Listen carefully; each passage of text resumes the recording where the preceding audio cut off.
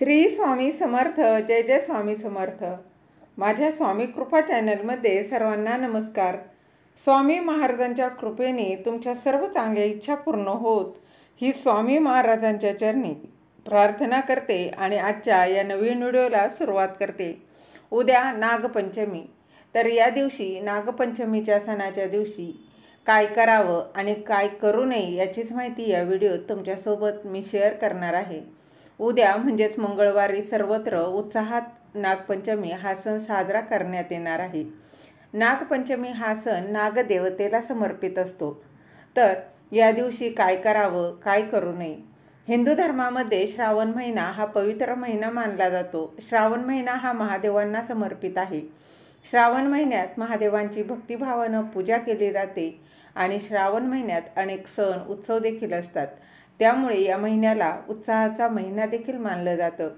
या महिन्यात येणारा प्रमुख सण म्हणजे नागपंचमी. तीच म्हणजे उद्या मंगळवारी सर्वत्र साजरी केली जाणार आहे. नागपंचमी हा सण नागदेवतेला समर्पित आहे. तर नागपंचमीच्या दिवशी महादेवांसोबत नागदेवतेची देखील पूजा करावी. महादेव आणि नागदेवतेची प्रार्थना करावी. सकाळी लवकर उठून घराजवळ कोठे नागदेवतेचं जर मंदिर असेल तर तिथे जाऊन नागदेवतेची पूजा करावी किंवा अगदी घरीच नागदेवतेची प्रतिमेची पूजा केली तरी चालते. नागदेवतेला दूध अर्पण करावं. असं म्हटलं जातं की नागदेवतेची पूजा केल्यानं नागदेवतेचा आशीर्वाद सदैव बघा आपल्यासोबत राहतो. तर अशी देखील मान्यता आहे की या दिवशी केवळ उकडलेलं अन्न खावं. यामागे अनेक कारणं आहेत.